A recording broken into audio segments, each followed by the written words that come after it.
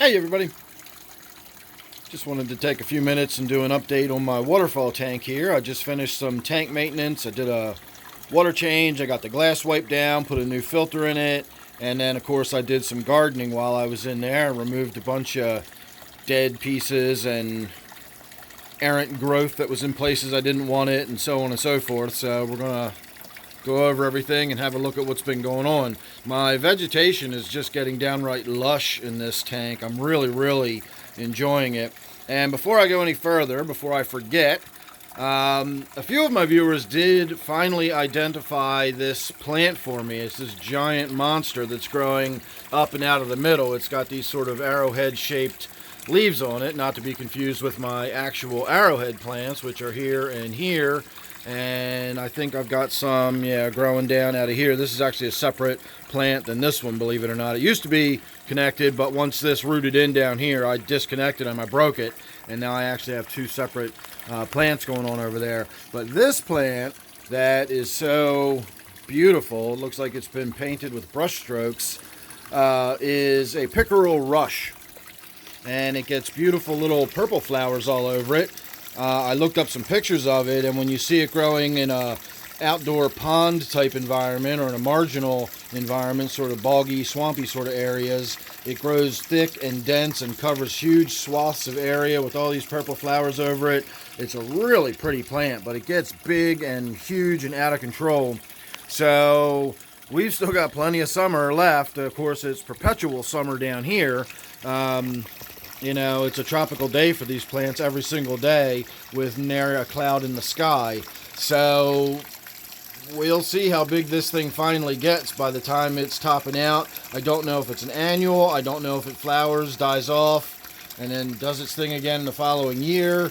I didn't look into it to find out what triggers the flowering. I don't know if it's a photoperiod type flower that, as the days get shorter, that triggers it. I don't know if it's more red light. I don't know if it's just sort of an internal timing on the plant. Some plants actually have mechanisms, to use human terminology. They sort of count the days, and after a certain amount of photoperiods, certain amount of days, they begin their flowering cycle. It's just sort of a timed thing.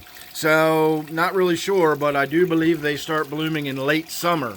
So again, how it determines late summer, I don't know, and I don't know what my very artificial, very sort of, it's June 21st every day of the year in here, at least in the northern hemisphere, or it's a day on the equator every day of the year. I got 12 hours of daylight and 12 hours of darkness, and, no real change in temperature. There's not a lot of change at all to trigger this into flowering or whatever, so I'm not really sure what's going to happen. It'll be interesting to see how that plays out. So enough of that. I finally did get it identified for me, so thank you very much for that. It is a pickerel rush, and I really like the way it grows. You can see these bottom pieces here, they just sort of keep getting thicker, and new layers, just, a new frond sort of just keeps developing on the outside, and these almost are starting to get fan-like down here. And you can see where the new shoot comes up. It actually is coiled around the foliage next to it, and it'll just sort of unroll and peel off of that, and then over here we'll have another leaf sticking up. It's a really interesting plant. I've been enjoying watching it grow. My water sprite up there is doing pretty well. Apparently the one of them is not going to make it. I planted two of them up there. One was a broadleaf, and then one was this sort of spindly looking stuff. And that spindly looking stuff is doing okay. It's not thriving because it's not getting a ton of light up there, but it is growing. You can even see some of these little spots where there's a slightly broader leaf popping out. Those are actually little babies developing on it, so it is doing okay. My arrowhead plants, of course, are just growing lush and thick, and when you see them growing in homes and offices, a lot of times they're very leggy and long and flowing, and they hang down and trail across the desk or the floor. These are not doing that, and that I think is because they're just getting so much light. They are not sending out runners looking for light. They're getting all they need right where they are, and so they're not growing. Or they're growing rather, but they're not spreading out and trailing. They're growing dense and compact, very compact for what kind of plant they are. My purple sweet potato plant is doing okay. I think I'm finally getting on top, and every time I say this, we find aphids by the end of the video, so we probably will. But I think I'm finally getting on top of my aphids. I haven't seen any today. I haven't really been looking hard. Just kind of what we're doing now. I've just been sort of looking at things. Again, I got in there and trimmed a few stems, and usually if the aphids are bad enough, you'll notice them. You'll see them around and about. I don't have to necessarily see damage occurring to the plants to see the aphids, and by the time I see the damage occurring to the plants, you can very clearly see a lot of aphids. And so I'm not seeing damage, I'm not seeing aphids. Crossing my fingers, I'm hoping maybe I finally got on top of them. But this is starting to grow a little bit better. It was looking really rough. All the leaves were curled. I think it was like Aphid Central. That might even be where I brought them in. And the last time I sprayed, I really got inside and sprayed all up through that one. And it actually is looking a lot better.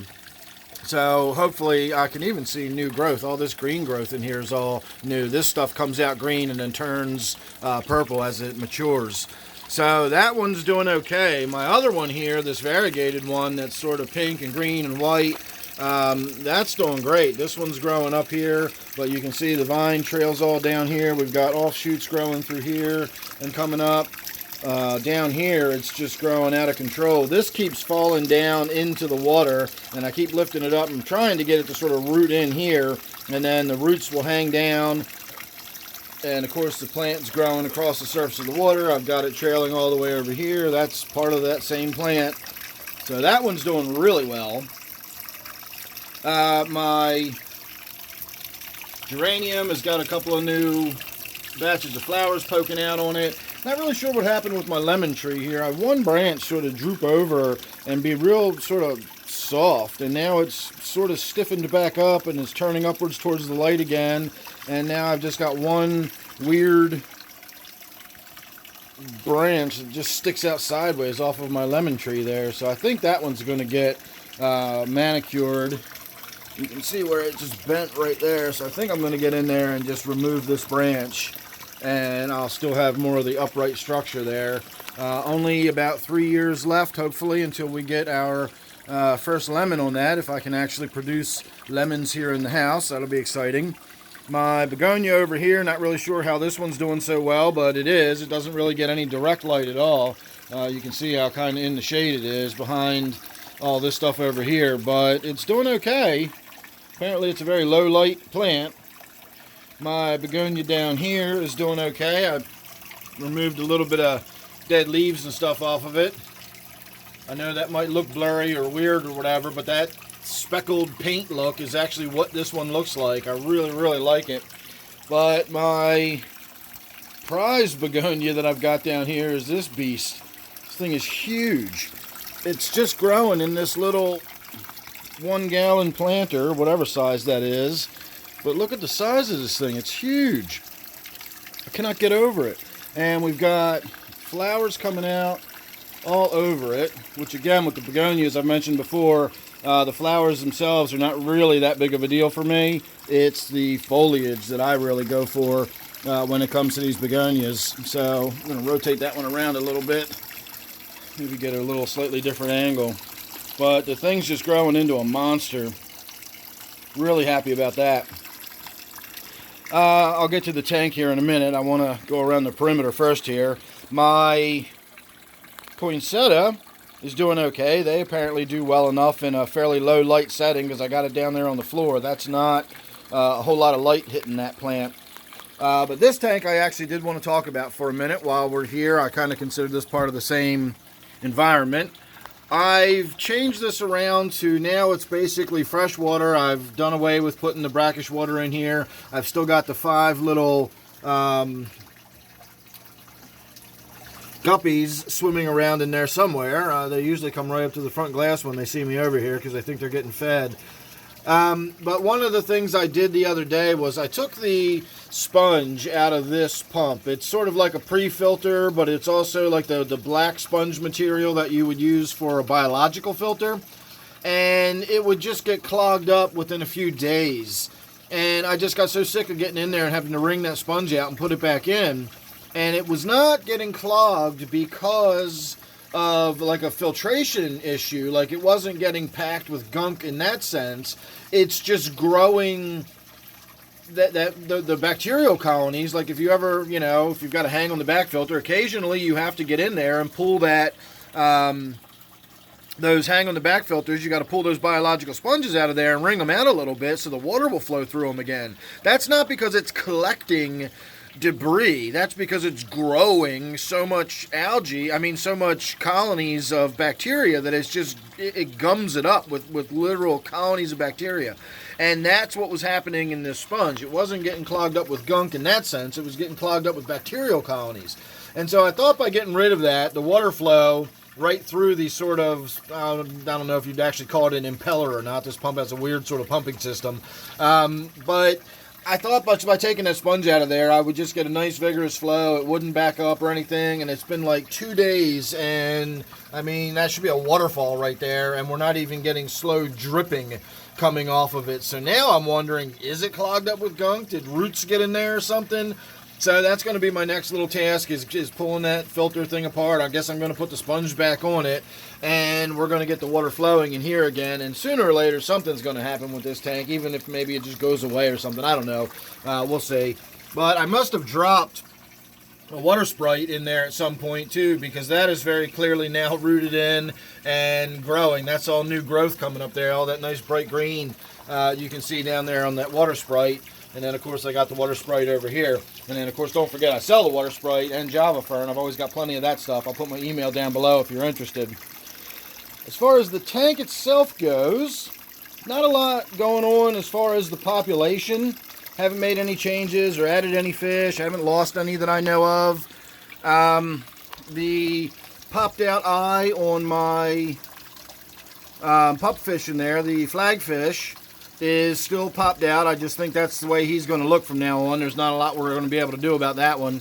And the aggression it was showing is toned down to the point where I'm looking for it and I don't even see it. I know it's in there. I just saw him a little while ago. But it had been right over here and sort of protecting this area. I never saw eggs. I never saw fry. But it was clearly protecting that area.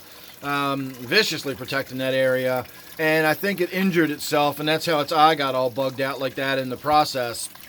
But it's not really acting like that anymore. It's chilled out. It seems to be acting fairly normal again. So that's good. Again, not a lot going on with the population of the tank. I haven't really gone in here and done anything. If you look over here, all you'll see is a bunch of glare. Actually, there's that one of the pupfish. I can't tell whether that's the male or the female. But I was over here looking, and you can see the guppies are also in there, and they're pecking the algae off of everything. Like you see this hair algae that's growing on there. I need to get me some Siamese algae eaters in here, even a Siamese algae eater in here. It'll start tearing that stuff up. And then the other fish will be able to get on top of it and keep the tank extra clean. I am getting a little concerned about how much of this dark green sheeting cyanobacteria I'm getting. That is not algae. When you see that green dark sheeting like that, and you can actually sort of peel it off in layers, that is cyanobacteria. Common enough. I've got it in plenty of my tanks. It's nothing to worry about, but it is something that I want to get on top of. Now, I will say I did a test on the nitrates before I did a water change on this tank. It had actually been, I don't know, maybe 5 or 6 days, a week maybe, since I've done a water change on this tank. I've been obsessed with my new kayak. I've been spending a lot of time out on the water, and my fish tanks have been sort of getting a little on the neglected side. And whereas I normally do very frequent water changes on this tank, well, honestly, mainly because of the aphids and having to spray for aphids every several days, I would also do a water change as I sprayed for aphids. So I haven't been spraying, and I haven't been spending a lot of time in here. So in, I'm going to say about a week, my nitrates in this tank, I was curious as to what they would get up to. I'm always seeing red when I do a nitrate test. And this is what this nitrate test looked like. I know that's not a really accurate way of doing it, but you certainly get the idea. It's nowhere approaching red. I'd put that at about 10 parts per million when you hold it up to the chart. So that's kind of a first for me. I've never had a tank that after all that time was still only showing 10 parts per million. Now, I do have to say this tank does have a wee little bit of plant growth going on in it. Not all of this is feeding directly out of the tank. We've got, this is in a flower pot. This dead nettles that you can see over here, it's kind of spindly and hiding, but it is in there. This is growing out of a flower pot in the top, that sort of thing. But all of this is feeding out of the tank. All that water sprite up there is feeding out of the tank. All of these vines are feeding out of the tank. And then, of course, I've got all of the plants in there. And honestly, all of the algae and cyanobacteria is pulling nitrates out of the tank. So for once, I've got a tank that is thoroughly planted enough that it's actually drawing those nitrates out at a significant enough level that I've got low nitrates in one of my tanks. So I'm kind of excited about that, even though I think nitrates are the boogeyman of the aquarium industry and I don't worry about them at all. But it is interesting that I finally have a tank that has low nitrates in it. So I was kind of happy about that when I checked. I fully expected to just see a red, result like I always do. It doesn't matter what kind of tank I have. It's just red on my nitrate test. It always is, always has been. And so again, that was just kind of a novelty. So I feel like I'm done. Got nothing else to say. I'm just sort of rambling here. So I'm going to say thanks for watching. Make sure you subscribe. You don't want to miss anything I got coming up. You never know what it might be with me. Don't forget, of course, this one is my waterfall tank. Thanks again, and I'll see you real soon in the next one.